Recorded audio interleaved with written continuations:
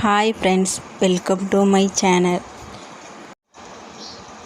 இன்றைக்கி நம்ம ஒரு முட்டை குழம்பு தாங்க வைக்க போகிறோம். நான் எப்படி வைக்கிறேன்னு பார்க்கலாமா? ஒரு சட்டி வச்சு அதில் கொஞ்சம் எண்ணெய் ஊற்றிக்கலாம். எண்ணெய் ஊற்றி வச்சு எண்ணெய் ஊற்றினதுக்கப்புறம் நல்லா எண்ணெய் காயணும். நல்லா சூடானதுக்கப்புறம் நம்ம கொஞ்சோண்டு கடுகு போட்டுக்கலாம்.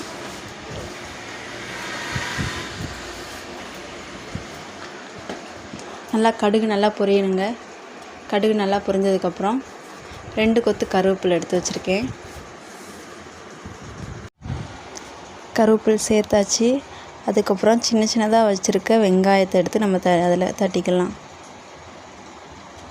பெரிய வெங்காயம் தாங்க, சின்ன வெங்காயம் போட்டால் ரொம்ப டேஸ்ட்டாக இருக்கும். நான் இப்போதைக்கு பெரிய வெங்காயம் தான் யூஸ் பண்ணியிருக்கேன். வெங்காயம் நல்லா வதங்கணுங்க. நல்லா கண்ணாடி பதத்தமாக வதங்கணுங்க. நம்ம கிண்டி விட்டுக்கலாம். நல்லா கிண்டிட்டு இப்போ பார்த்திங்களா, நல்லா கண்ணாடி பதமாக வதங்கிருச்சு. அதுக்கப்புறம் நம்ம அரைச்சி வச்ச தக்காளி சேர்த்துக்கலாம்.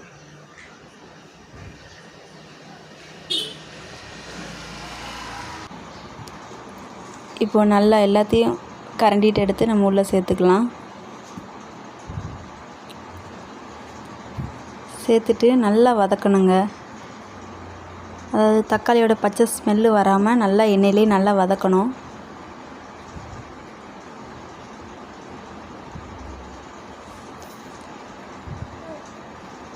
நல்லா எல்லாம் ஒன்று போல் நல்லா வதக்கி விடுங்க. இப்போ பாருங்கள், நல்லா வதங்கிருச்சு. நல்லா வதங்கி வந்துருச்சு.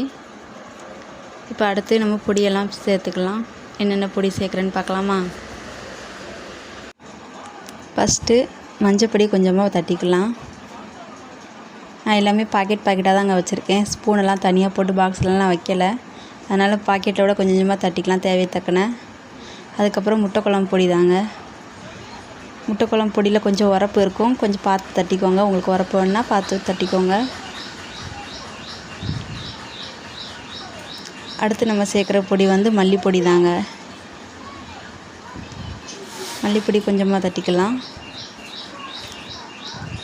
இப்போ எல்லாத்தையும் சேர்த்து நல்லா மிக்ஸ் பண்ணி விட்டு அந்த பொடியோட ஸ்மெல்லு வராத அளவுக்கு நல்லா கிண்டணுங்க. நம்ம இப்போ நல்லா கிண்டியாச்சுங்க. பாருங்கள் எவ்வளோ அழகாக நல்லா வந்திருக்குன்னு. நல்லா கிரேவி மாதிரி வந்திருக்கு. இந்த சமயத்தில் நம்ம மிக்ஸி சாரை கழுவி தண்ணி ஊற்றிக்கலாங்க. நம்ம தக்காளி அரைச்சி வச்சுருப்போம்ல, அந்த தண்ணியவே நம்ம கழுவி யூஸ் பண்ணிக்கலாம்.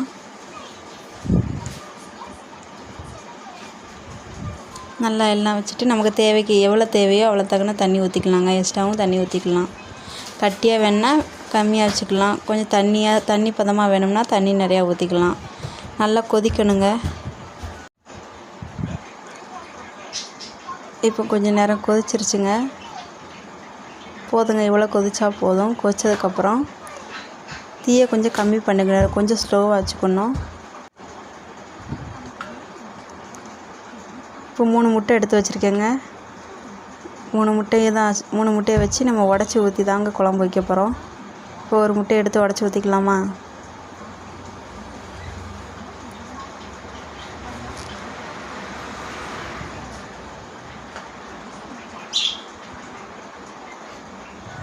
இப்போ அடுத்த முட்டை எடுத்து உடச்சிக்கலாம்.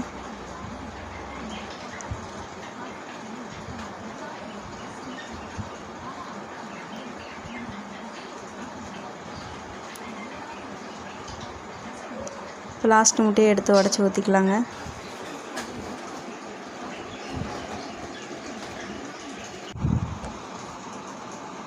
இப்போ 3 முட்டையை உள்ளே சேர்த்தாச்சு. சேர்த்ததுக்கப்புறம் மீடியம் ஹீட்லேயே வேகணுங்க. நம்ம கம்மி பண்ணி தீ கம்மியாக வச்சுருக்கோம்லாங்க, அதே இதில் ஒரு 5 நிமிஷம் நல்லா வேகணும். இப்போ பாருங்கள், 5 நிமிஷம் கழித்து பாருங்கள் இப்படி நல்லா வெந்திருக்குன்னு. எண்ணெயெல்லாம் நல்லா பிரிஞ்சு வந்திருக்கு. இந்த ஸ்டேஜில் நம்ம ஒவ்வொரு முட்டையாக திருப்பி போட்டுக்கலாம். அது திருப்பி போட முடியலைங்க, கை ஒரு பிடிக்கிறதுக்கு எதுவும் இல்லைங்க, அதனால் கை திருப்பி போட முடியல. ஒவ்வொரு முட்டையாக திருப்பி போட்டுக்கலாம்.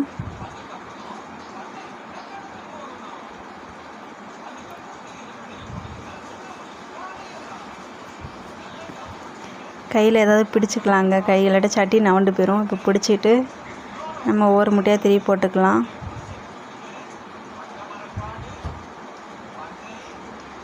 திருப்பி போட்டு ரொம்பலாம் வேண்டாங்க. ஒரு 3 மினிட்ஸ்லாம் போதும். அதிலே வெந்துடும். நல்லாயிருக்கும் குழம்பு. அவ்வளோதாங்க, குழம்பு ரெடி.